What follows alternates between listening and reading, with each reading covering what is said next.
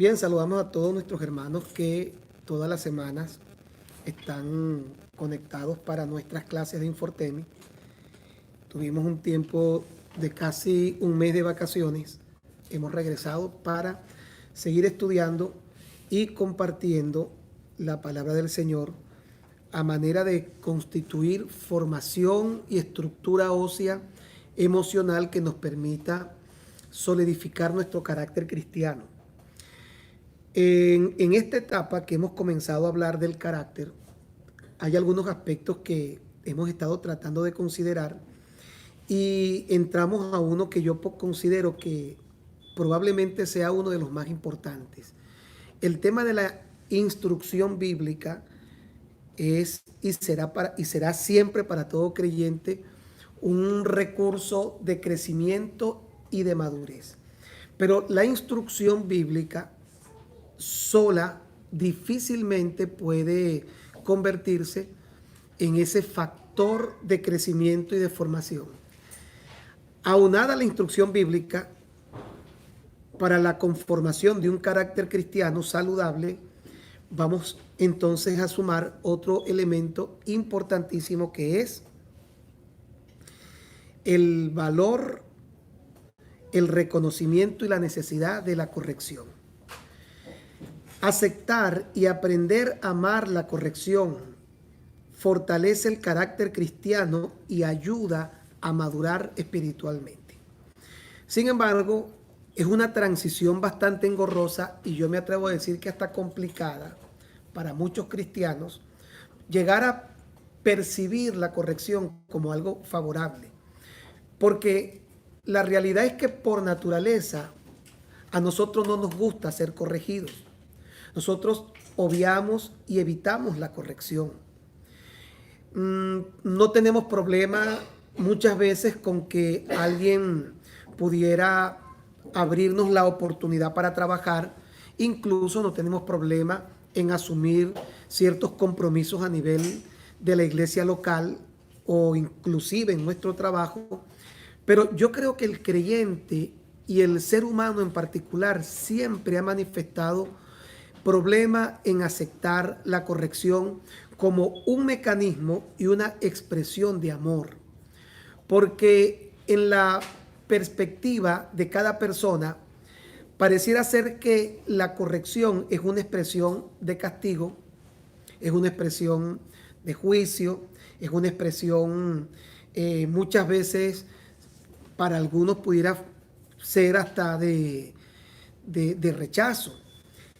Y en realidad, si nosotros entendemos el arte de la corrección, podemos darnos cuenta de la importancia que tiene para constituir un carácter cristiano saludable y adecuado. Yo quiero comenzar leyendo el libro de Hebreos, capítulo 12, versículo 1 al 6. Vamos a leer el libro de los Hebreos, el capítulo número 12, versículo 6 al 11. Y nos va a tocar manejar un tema o un subtítulo, mejor dicho, que es la otra cara del amor. Entender que el amor tiene dos caras. Sin embargo, no deja de ser amor. ¿Ok? Hebreos capítulo 12, versículo 6 dice de la siguiente manera: porque el Señor al que ama, ¿qué hace el Señor con el que ama? Disciplina. Y azota a todo aquel que recibe por hijo. Si soportáis la disciplina, Dios os trata como a hijos, porque ¿qué hijo es aquel a quien el Padre no disciplina? Para nosotros la palabra disciplina suena como a castigo, ¿verdad? Pero usted sabe que disciplina, que ciertamente involucra castigo, pero no tiene que ver necesariamente con castigo, involucra circunstancialmente castigo, pero no siempre la disciplina tiene que ver con castigo. La palabra disciplina viene de la palabra, o mejor dicho, es la misma raíz que se usa para palabra discípulo. Disciplina, discípulo. De tal manera que la disciplina es el mecanismo de enseñanza. Para los orientales, la disciplina era vista hasta, hasta cierto punto como una expresión de crecimiento, de formación y de estructura emocional. Para nosotros la palabra disciplina suena siempre a castigo. La gente le teme al tema de la disciplina. Pero la palabra disciplina, teniendo la misma raíz de discípulo, disciplina, discípulo, discípulo significa uno que aprende. En pocas palabras, no se puede aprender si no tenemos disciplina. Ahora, yo quiero que usted me diga qué es lo primero que le viene a la mente cuando oye este término, disciplina. ¿En qué es lo primero que piensa? Orden. Castigo. ¿Qué otra cosa? Disciplina. Corrección. Usted sabe que el músico, el deportista, necesita desarrollar disciplina para mejorar lo que hace. De tal manera que cuando uno lo ve como esa forma en la que nosotros podemos ejercitar algún área en nuestra vida que no está terminada, podemos definir la disciplina entonces como lo que Dios usa para ayudarnos a perfeccionar lo que Él ha comenzado en nosotros. Y la disciplina tiene que ver con tener una vida organizada, ordenada, tener una vida planificada. Y cuando yo digo disciplina, no necesariamente tiene que ver con lo que alguien está haciendo conmigo. Tiene que ver con lo que yo quiero hacer y necesito organizar mi vida para alcanzar. El caso de Roger, que es deportista. Si Roger tiene metas como deportista, él debe establecer disciplinas específicas y puntuales que lo van a llevar a tener un régimen alimenticio, y eso es disciplina. Lo van a llevar a tener una hora en el día para practicar el deporte, y eso es disciplina. El caso de Junior, Andy, que son músicos, si ellos quieren mejorar en el instrumento o lo que están haciendo, ellos saben que no van a mejorar simplemente que porque un día ellos se paran y se den cuenta que tienen el talento. Teniendo el talento, ellos necesitan dedicar tiempo, y ese tiempo, que a lo mejor no siempre es fácil de encontrar, pero cuando tienes disciplina, el tiempo lo vas a buscar como sea. Y entonces entras a un régimen de práctica. Incluso en la música, también al igual que en el deporte, siempre se establecen ciertas pautas a considerar para que la disciplina se pueda ejecutar. Hay 3 profesiones que la Biblia menciona en el libro de Timoteo que involucran disciplina. No, perdón, son 4 en realidad. El militar, son 3, disculpen. Pasa que estoy sumando aquí el músico y no está en ese versículo por lo menos. Pero lo que es el militar, el atleta y el labrador. ¿Lo han leído? Donde Pablo menciona al militar, al que milita, al atleta y al labrador. El militar forma parte de un régimen disciplinario en el cual se le imponen ciertos horarios durante el día para cumplir con una disciplina precisa todo lo que necesita para poder formarse como un buen militar. El atleta, para poder alcanzar un nivel alto en su actividad, necesita también tener disciplina. Y el labrador, si desea encontrar una cosecha que pueda favorecer y que pueda permitirle a él tener el fruto que quiere, necesita también tener una disciplina. ¿Cuál es la característica de estas 3 profesiones que menciona el apóstol Pablo? Que pareciera ser obligatoria tanto para un militar, para un atleta y para un labrador. Hablando de disciplina. Pero ¿qué características usted cree que características podrían ser comunes en los 3? La constancia. La constancia es una. Tienen que empezar sus actividades temprano. Tienen que establecer horarios. Mentalidad fuerte. Tienen que desarrollar una mentalidad fuerte. Esa constancia, horarios. Desarrollan hábitos. La disciplina te lleva a desarrollar un hábito. Y todo esto uno termina dándose cuenta que cuando lo mira con este enfoque, uno dice, la disciplina entonces termina siendo buena. El problema no es la disciplina que yo me autoimpongo para mejorar en lo que quiero. ¿Sabe dónde está el problema real? Cuando tienes un coach, cuando tienes un maestro, cuando tienes a un director, porque pareciera ser que la autodisciplina, que casi nunca funciona, pero casi nunca funciona, o no tiene los mismos resultados que cuando cuentas con un mentor, un coach o un maestro. Sí, yo no voy a decir que no funcione, pero muchas personas cuando van a un gimnasio pagan a un entrenador. Y muchos de ellos ya conocen incluso la disciplina, pero ellos saben que un entrenador los va a forzar a ir al límite de sus capacidades. Motivarlos. Los va a motivar. Ahora, usted sabe que para el ser humano esa autodisciplina que pareciera ser tan valiosa no tiene problema. El problema entra cuando la disciplina involucra un maestro, un coach o cualquier otra persona que te quiere ayudar a mejorar lo que tú estás haciendo. Seguimos el versículo número 8. Pero si se os deja sin disciplina, de la cual todos han sido participantes, entonces sois bastardos y no hijos. Por otra parte, tuvimos a nuestros padres terrenales que nos disciplinaban y los venerábamos.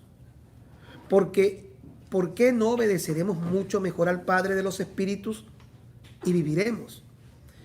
Y aquellos ciertamente por pocos días nos disciplinaban, habla de los padres, como a ellos les parecía.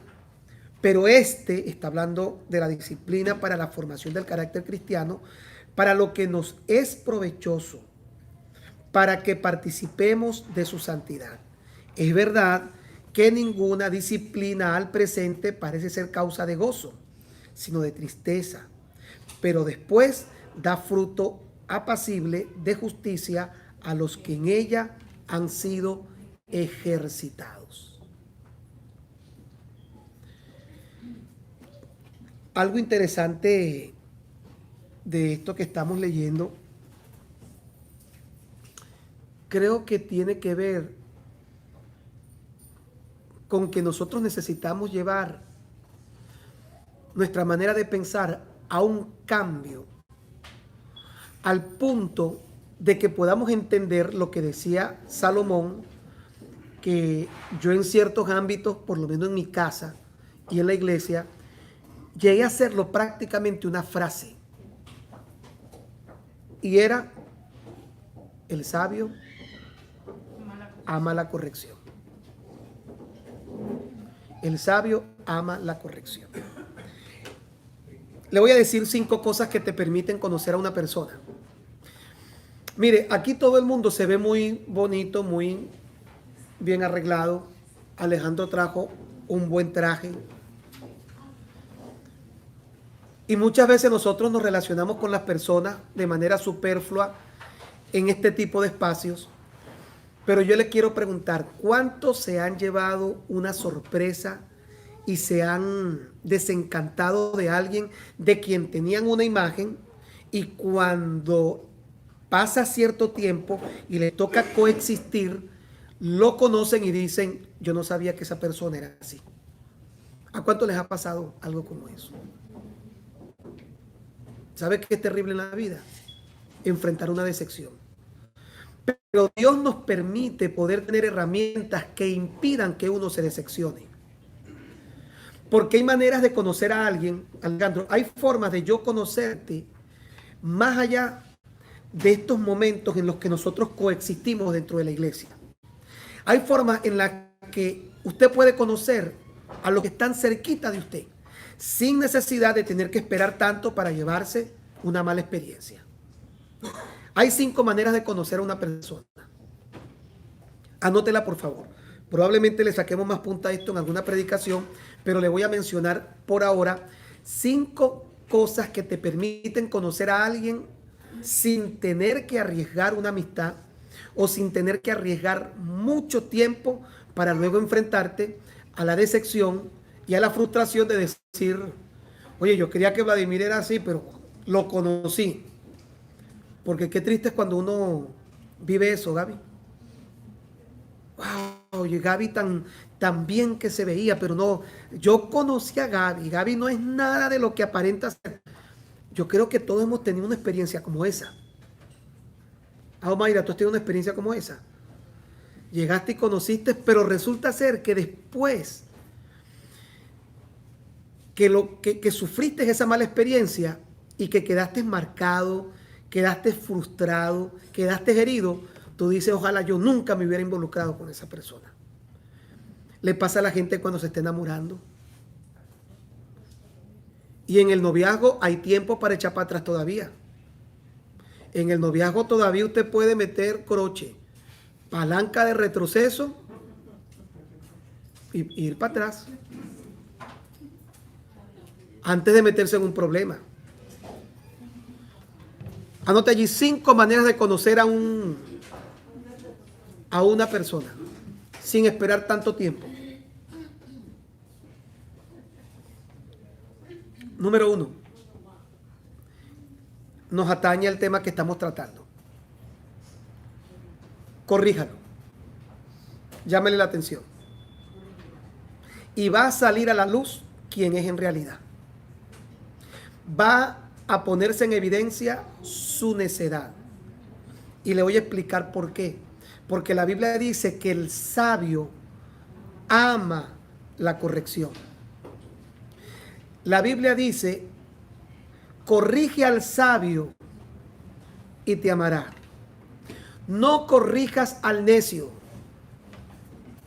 Mire lo tremendo que es Salomón en su enseñanza sabia, ¿no? No corrijas al necio, porque te aborrecerá. Pero corrige al sabio y te amará. Cuando usted le hace una corrección a alguien, lo increpa, o usted trata de decirle que está haciendo algo que está mal, y esa persona se entrompa, esa persona se molesta. Mire, así cante, así predique, así ore, así hable en lengua, así profetice, usted está viendo la verdadera personalidad conflictiva y necia de esa persona. Conozca a alguien, y nos pasa con nuestros hijos. Yo puedo identificar cuál de mis hijos tiene más problemas por una razón, cuando los corrijo. Y sé quién necesita trabajar más su carácter frente a la corrección. Pero yo tengo hijos a quienes yo corrijo, y a todos les he enseñado prácticamente lo mismo, y he visto su reacción afable, agradecida. Una persona que agradece la corrección es una persona que usted puede tener la seguridad que por lo menos adelantó gran parte de su vida para no echarse un tropezón en el camino. La segunda forma de conocer a alguien: dígale no. Dígale no. Cristina, voy para tu casa, sí. Cristina, ¿puedes traer café? Sí. Cristina, préstame una camisa, sí. Cristina, préstame el carro, no. Qué malo. Entonces, cuando una persona oye un no y aflora esa personalidad como que estaban en la obligación, pareciera ser que el que no acepta un no entiende en su inmadurez y en su necedad de vida que todo el mundo le debe algo y la gente está en la obligación de decirle sí a todo. ¿No se ha dado cuenta que a veces cuando el niño es pequeño y va creciendo, si le dice, papá, para el parque? Sí. Papá, un juguete? Sí. Papá, un helado? No. Si el muchacho se entrompa, usted tiene que darse cuenta que ese muchacho tiene un problema porque no sabe escuchar un no. Y algo que ayuda a poner en evidencia lo que tenemos por dentro, que no se puede ver a simple vista, es confrontarnos a los no de la vida, porque la vida está llena de negativas. No solamente el no verbal de alguien que te está formando, el no de la vida. Te preparaste para un examen porque querías estudiar en Harvard y no se dio, porque a veces no se da. Hay cosas en la vida que no se dan. O no te casaste con la persona que querías. Hay cosas en la vida que no se dan. Pero como tú sepas manejar un no, dice mucho tu nivel de madurez y tu crecimiento como persona. La corrección y el no. Otra cosa que nos ayuda a conocer a las personas sin necesidad de invertir un tiempo y correr el riesgo de desencantarnos. Y esta a mí me ha servido mucho. Óigalos. Si usted se relaciona con alguien y cada vez que habla con alguien le habla mal de otro, siempre tiene algo negativo que decir de los demás, escriba esto que le voy a decir. Esa persona que te habla mal de otro, habla mal de ti con los demás. Téngalo por seguro. Si usted tiene una relación con alguien o usted comparte, coexiste con alguien, y cada vez que usted saluda, dice, no, te voy a contar, Jefferson. No, Jefferson se compró una bicicleta y tú supieras cuánto costó esa bicicleta. Y empieza y tácata y tácata y tácata. Y no lo dice para algo bueno, sino empieza a descalificar a las personas. Mire, alguien que habla mal de los demás nunca va a tener reparo en hablar mal de usted. Tenga mucho cuidado con las personas, por muy espiritual que parezcan, que siempre tiene una expresión negativa de los demás, que pareciera ser que todo le huele y nada le hiede.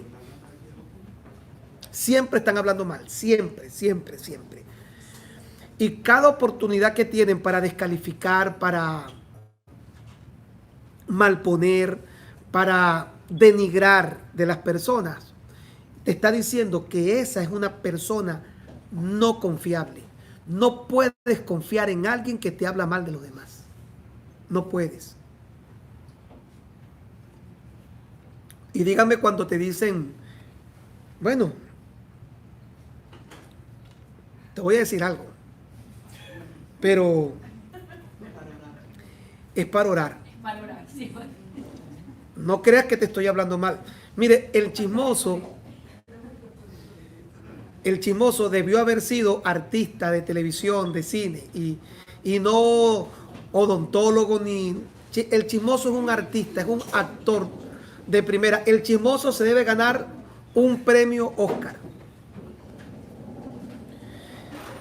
Esa persona que sabe cómo hablarte mal, porque lo más interesante es que ellos nunca te van a hablar mal dándote a entender que están hablando mal. Ellos saben cómo llegar. Te voy a decir algo, pero esto no lo repitas. Te lo voy a decir a ti porque te tengo confianza. Pero luego que te dicen eso y te pican en el oído, se quedan mirando y te dicen, no, mejor no te digo nada. Entonces tú ya quedaste como... Buscan la forma de que tú prestes atención, crearte una expectativa hasta que llegue el momento en el que ellos te sueltan la bomba. Pero una persona que habla mal de otro no es confiable. No es confiable. Aléjese de ese tipo de personas porque está poniendo en evidencia quién es en realidad. Un cuarto punto, cómo conocer a alguien.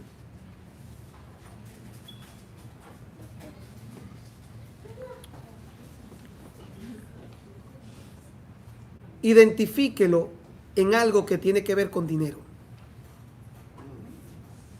Y usted va a ver quién es quién. Haga negocio con él. Dinero. El dinero descubre a la gente terriblemente. Cuando usted ve una persona que es avariciosa y que el dinero ocupa un lugar tan elevado en su vida que es capaz de romper una amistad, es capaz de separarse de la familia, que es capaz de perder tantas cosas valiosas por dinero, por dinero. Ese tipo de persona tampoco es confiable. ¿Usted sabe cuántas familias no se hablan por dinero? Yo tengo un amigo, ese es mi verdadero amigo, ese amigo ha estado conmigo toda la vida, ese es un amigo fiel, confiable. Ay, pero una vez me pasó algo, hicimos un negocio, había plata, y bueno, él cambió. No cambió, siempre fue así, porque el dinero saca a la luz. Oiga bien esto que le voy a decir, el dinero tiene la facultad de sacar a la luz lo peor del ser humano. Y número 5 y último, ¿cómo conocer a alguien sin tener que pasar tantos años y enfrentarse a la frustración dolorosa de perder un amigo en quien usted confió, creyó, o alguien que usted pensaba que valía la pena invertir tiempo? El número 5, vea cómo es esa persona cuando ya no te necesita. Porque mientras te necesita alguien, es bueno. Mientras tú le seas útil a una persona, todo el mundo es bueno. Yo lo quiero ver después que ya tú no le seas necesario, después que consiga trabajo y camine por sí solito. Después que tenga casa y se olvide del espacio que tú le diste o se olvide de cuando no tenía. Esa persona probablemente va a crecer, pero es una persona mala, desconfiable. No malo porque sea un ladrón, no malo porque sea un asesino, es una persona con valores morales malos. Es una persona oportunista, es una persona que usa a los demás. Si yo te necesito, y mientras yo te necesite, soy humilde, soy bueno, te llamo, te busco, muestro mi dependencia. Eso yo creo que no dice absolutamente nada. Pero cuando ya yo no te necesito, ¿y cómo uno vive eso todos los días? ¿Y sabe dónde lo vive más? En este país. Este es el país de los más grandes descubrimientos, más grandes que el descubrimiento de América. Porque darle a alguien, y mientras esa persona necesite, es humilde, es cariñoso, es respetuoso, es sujeto, está atento, ya no te necesito. Y usted va a decir, oye, pero fulano después que consiguió trabajo, se gana unos cuantos pesitos, tiene casa, oye, ¿cómo cambió? No, no cambió. Era un oportunista. Y tarde o temprano, la gente lo llama karma. La Biblia lo llama la ley de la siembra y la cosecha, de la cual nadie puede escapar. La otra cara del amor, anote por allí. Y vamos a terminar con esto. Regáleme 10 minuticos más. La otra cara del amor. ¿Cómo concebimos nosotros el amor? ¿Cuál es el concepto clásico de amor? Roger, ¿cuál es el concepto clásico de amor para ti? El concepto que tienes de amor. ¿Qué es amor para ti? Comprensión. Roy, ¿cuál es el concepto de amor para ti? En una palabra define mi amor. Honestidad. Honestidad. Gaby, en una palabra define mi amor. Compromiso. Compromiso. Wow. Respeto, dice Cintia, respeto. Geraldine, en una palabra, amor.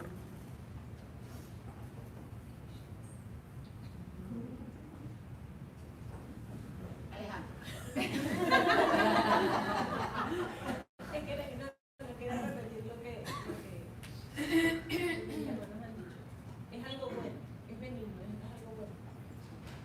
Es bueno. Es bueno. Laura, para ti, en una palabra, amor.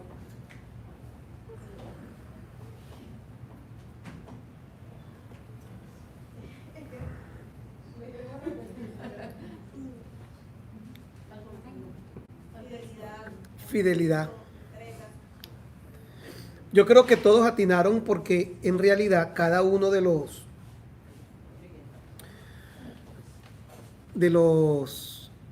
que dijeron la manera en la que ellos pueden resumir amor en una palabra, yo creo que está correcta. Pero usted sabe que el amor tiene otra cara que a casi nadie le gusta. Por ejemplo, Juan 3:16. De tal manera amó Dios al mundo que envió a su Hijo unigénito para que todo aquel que en él cree no se pierda, mas tenga vida eterna. Yo creo que no existe una persona que haya nacido de nuevo que no conozca ese versículo bíblico. Es más, creo que es el primerito que se aprende todo el mundo. Y cada vez que tenemos una reunión en donde estamos aprendiendo versículos nuevos y queremos ver cuál es la capacidad de aprendizaje en versículos en las personas, siempre alguien va a salir porque pareciera ser que es el único que se aprendieron durante toda su vida. Pero usted se ha dado cuenta que nadie conoce el otro Juan 3:16. A todo el mundo le gusta Juan 3:16. ¿Por qué? ¿Por qué nos gusta tanto ese versículo? ¿Por qué? Porque dice que me amaron. Está hablando que dieron algo por mí y que me amaron. Pero el otro Juan 3:16, nadie se lo sabe de memoria. Y le aseguro que muy pocos de los que están aquí conocen o han escuchado. Y si lo han leído por encimita. ¿Cuál es el otro Juan 3:16? Primera de Juan 3:16. Primera de Juan 3:16 dice lo mismo, pero en un sentido opuesto. Es lo mismo, pero en una posición contraria. Porque Juan 3:16, ¿qué es lo que dice? De tal manera, me amó Dios, yo soy parte del mundo, me amó Dios me amó. Ay, qué rico sentirse amado. Y me amó tanto que envió a su Hijo unigénito para que todo aquel que en él crea, ay, si yo creo, yo no me voy a perder, voy a tener vida eterna, ay, qué bello. Y lloramos con ese versículo y nos contentamos y nos alegramos. Y el otro Juan 3:16 también habla de amor, ¿verdad? Pero ya no habla del amor que Dios me da. Habla del amor que yo tengo que dar. Por eso es que no nos gusta ni nos hemos aprendido y pocas veces hemos leído ese Juan 3:16. Porque a todos les gusta, dame. Todos disfrutamos que nos amen. Ahora, ¿hasta dónde llega el compromiso del amor si no tiene esa reciprocidad de ser amado y amar? ¿Cómo dice el otro Juan 3:16? ¿Cómo dice? En esto he conocido el amor. Ajá. En que Él puso su vida por nosotros. También nosotros debemos poner nuestras vidas por los hermanos. En Juan 3:16, Dios envió a Jesús para poner su vida Por nosotros. pero en ese Juan 3:16, nosotros somos increpados para poner nuestra vida por los demás. ¿Qué le parece? Entonces todo en esta vida, y créame esto que le voy a decir, todo en esta vida tiene dos caras. Nada tiene una sola fachada. Siempre hay un pro y un contra. Siempre hay una tesis y una antítesis. Siempre hay un lado oscuro y un lado claro. Las culturas orientales lo llaman el yin y el yang. Ellos lo definen como lo que permite que haya equilibrio en el mundo. Claro, ellos lo toman de otra manera, pero vea bien. El amor tiene dos caras y a nosotros nos gusta una sola cara. Pero para que el amor sea amor, debe manifestarse en un equilibrio perfecto en donde ambas caras tienen el mismo valor y la misma importancia.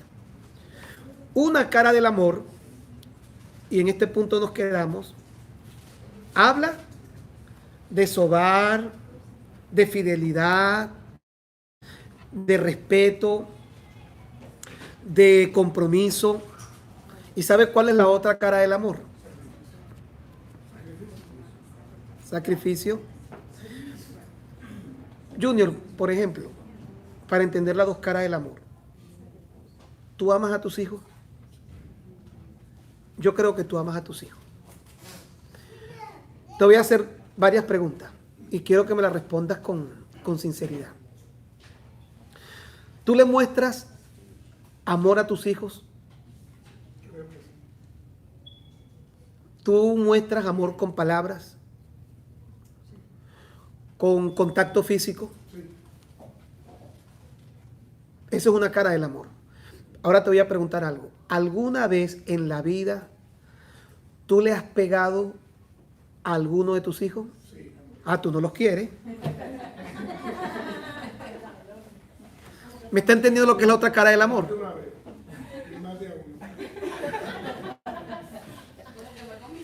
Ahora, cada vez que lo hiciste por odio. Lo hiciste porque querías acabar con su vida.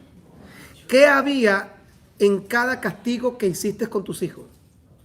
Quisiera que entendieran que había algo mal, que estaba mal y que no era muy bueno para ellos. Ahora, ¿tú consideras que de esa forma estabas amándolos? Sí. Entonces ese amor tiene dos caras. La del abrazo, la del beso, la de las palabras y la de la corrección. Entonces, a todo el mundo, ¿cuál es la cara del amor que le gusta? Pero ¿sabe que no nos gusta la otra cara del amor? Y la otra cara del amor es uno de los principios más poderosos de la palabra de Dios. Porque Dios al hijo que ama, corrige, castiga. Yo le he pegado a mis hijos. Y coincido con Junior. Yo nunca les he pegado por odio. ¿Tú le has pegado a tus hijos, Vladimir? ¿Cuánto odio destructivo había en tu corazón cada vez que lo hiciste? Laura, ¿tú le has pegado a tus hijos?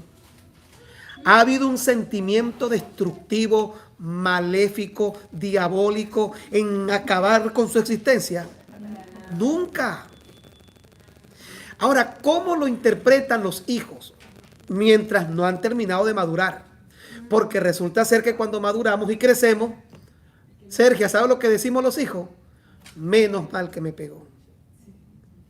Pero ¿por qué no pensamos ese menos mal en ese momento? Porque carecemos de algo que se llama madurez. Hasta que yo no madure, yo nunca voy a ver la corrección como algo favorable. Por eso es que mientras es niño, yo me acuerdo, una vez mi mamá me fue a pegar y yo me puse 4 pantalones.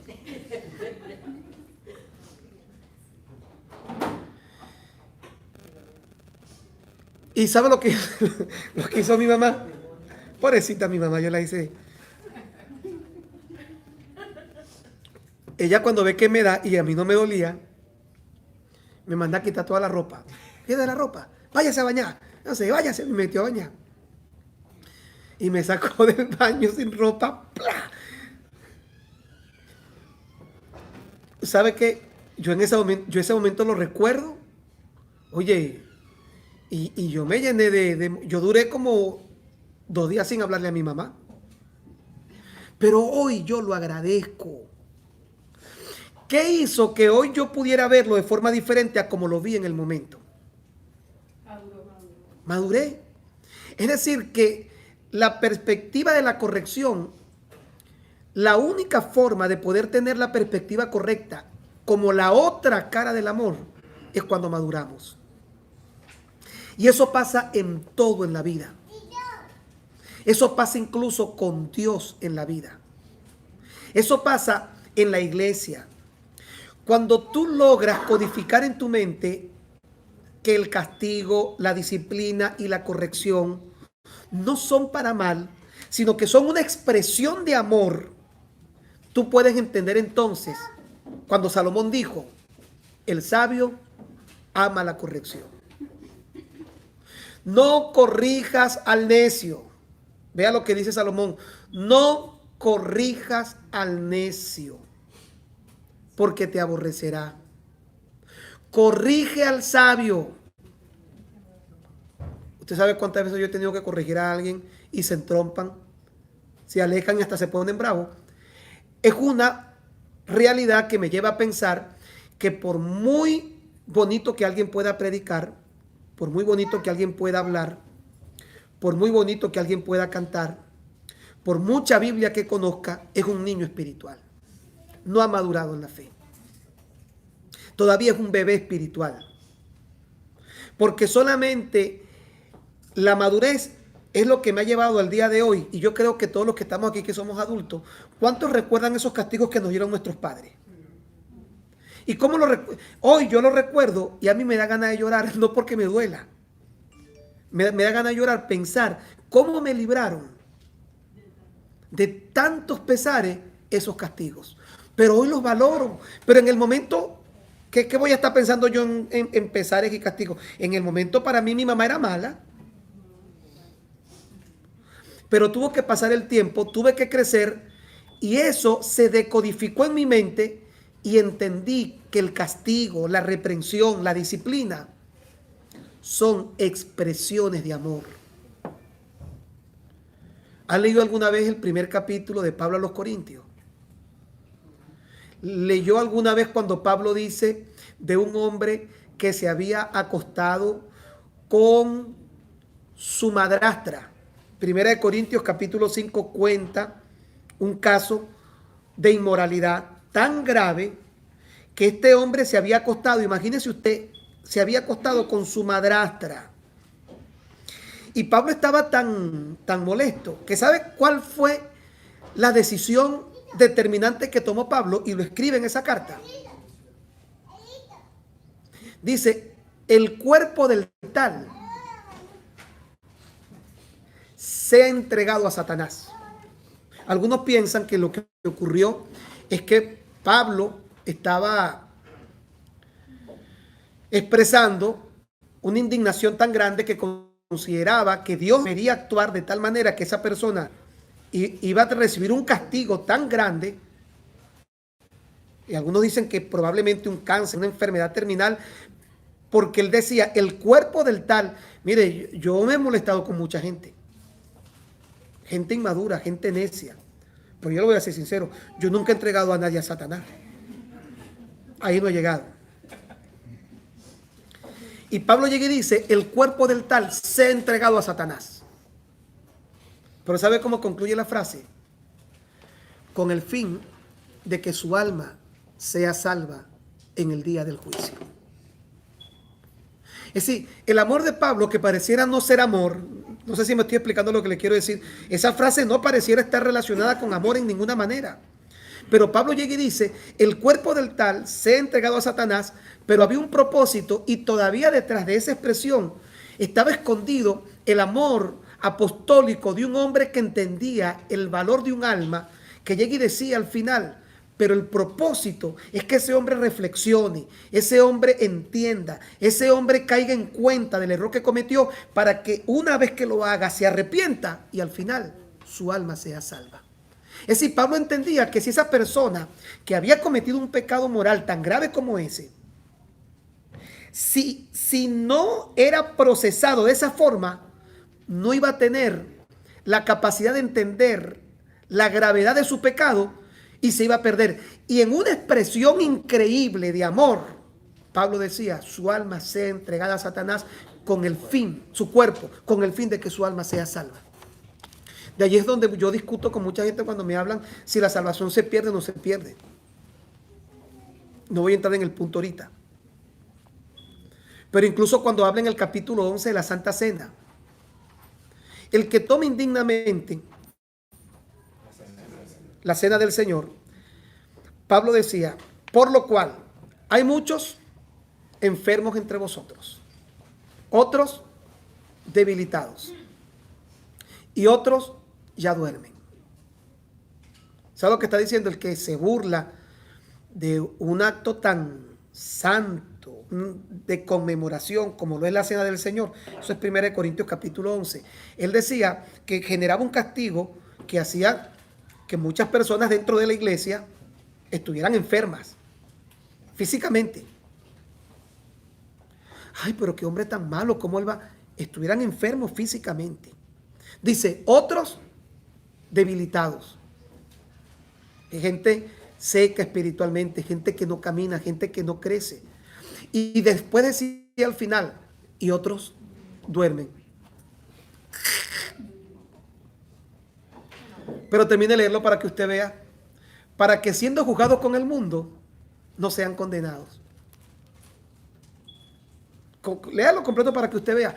Pablo ni siquiera ante este tipo de situaciones consideraba el que una persona se perdiera, porque Pablo entendía el valor tan grande que tenía un alma para Dios. Por eso es que yo renuncio y rechazo todo pensamiento, toda predicación de condenación, de esa gente que le encanta mandar a todo el mundo al infierno. Ahorita hablaba con Junior el caso de Puerto Rico, esa gente que pareciera ser que son tan ávidos para hablar de juicio, de condenación, porque no han entendido el valor de un alma para Dios.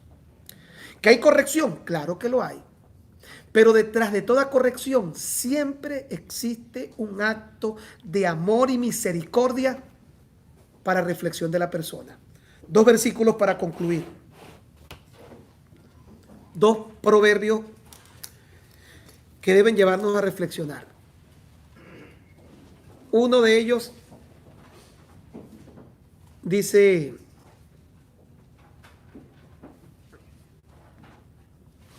déjeme buscar la cita específica. Y terminamos con estos 2 versículos. Fieles son las heridas del que te ama.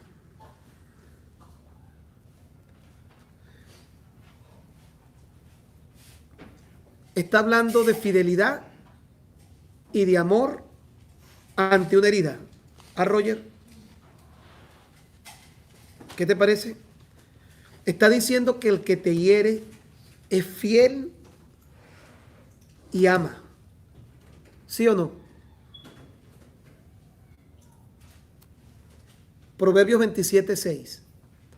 Está diciendo que el que te hiere por fidelidad y por amor. Dígame, ¿sí o no? Sí. ¿Y cómo termina? Pero inoportuno los besos del que te aborrece. ¿Verdad que suena como paradójico? Porque está diciendo que los besos están relacionados a lo inoportuno y al aborrecimiento. Y las heridas están relacionadas a fidelidad y a amor. No te ama, no te quiere el que aplaude todo lo que tú haces. No te ama, no te quiere el que es incapaz de confrontarte y decirte que estás equivocado. Sus expresiones de amor, la Biblia las define como inoportunas y actos de verdadero aborrecimiento. Pero el amor y la fidelidad lo expresa en herida. ¿Qué le parece? Y como se nos fue la hora, el otro versículo lo vamos a analizar la próxima semana y les voy a demostrar a la luz de la Biblia una cantidad de casos en donde las expresiones de amor todavía nosotros no la hemos podido entender. Por ejemplo, Pablo decía que si alguna persona se equivocaba más de 2 veces, reincidía. Pablo decía: dilo en la congregación, díselo ante todo el mundo para que los demás también teman. Vociféralo. Porque está hablando de un acto de reincidencia constante. El cristiano inmaduro y el cristiano que no tiene ningún tipo de base doctrinal, a él eso le va a parecer, ay, ¿cómo es posible? Pablo lo dice. Incluso el Señor Jesucristo, creo que es Mateo 18, enseña: si tu hermano peca contra ti, hay 3 recursos que cumplir. Primero, llámalo a él estando tú y él a sola, en privado. Segundo, y todo debería terminar, Roy, en esa reunión privada. Pero si esa persona en privado no reconoce ni acepta que se equivocó, viene el segundo paso.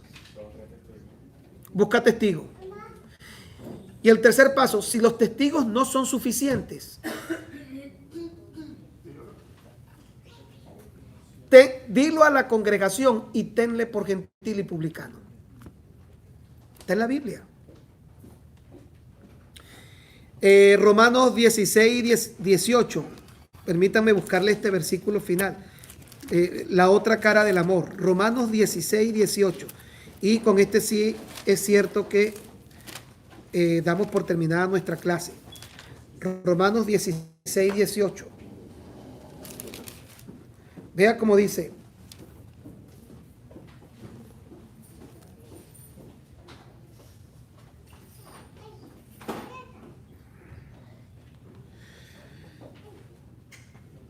Vamos a leer desde el 13 para poder entender esos versículos. Dice, saludad a Rufo. Siempre que yo leo estos versículos, me acuerdo de los hermanos que tienen hijos y me preguntan, pastor, ¿qué nombre le pongo a mi hijo?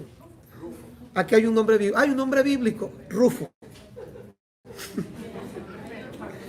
Es bíblico. Saludad a Rufo,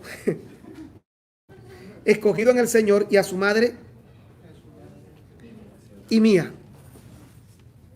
Aquí hay otro nombre, los que van a tener hijos. Saludad también a Sincrito y a Flegonte. Yo tengo 3 tías, por ahí está mi mamá. Y mi papá también está por ahí. Yo tengo 3 tías, se llaman Chucha, Chepa e Hilda. Y tenía 3 amigos, se llamaban Tito, Pingo y Cleto. Flegonte, a Hermas, a Patrobas, a Hermes y a los hermanos que están con ellos. Aquí hay otro nombre. Saludad a Filólogo, a Julia, a Nereo y a su hermana, a Olimpas y a todos los santos que están con ellos. Saludaos los unos a los otros con ósculo santo. Os saludan todas las iglesias en Cristo. Más os ruego, oiga esto, más os ruego, hermanos, que os fijéis en los que causan división y tropiezos en contra de la doctrina que vosotros habéis aprendido y que os apartéis de ello. Hermano, la Biblia está diciendo, yo no sé si lo estoy leyendo bien o lo estoy leyendo mal. Pablo está recomendando apartarse. Le está diciendo no te juntes con ciertas personas. Eso es lo que está diciendo la Biblia. Corríjame porque yo no sé si lo estoy leyendo bien o lo estoy leyendo mal. La otra cara del amor. Está en la Biblia. Porque tales personas no sirven a nuestro Señor Jesucristo, sino a sus propios vientres, y con suaves palabras y lisonjas engañan los corazones de los ingenuos. ¿A quién está cuidando Pablo?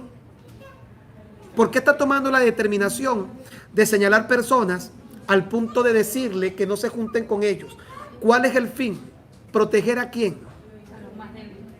A los más débiles. Él los llama ingenuos de corazón. Porque vuestra obediencia, bueno, y aquí habla de la obediencia. Vamos a terminar por el día de hoy esta clase. Vamos a darle gracias al Señor. Vamos a pedirle a Eduardo que nos despida con una palabra de oración para pasar a nuestro servicio.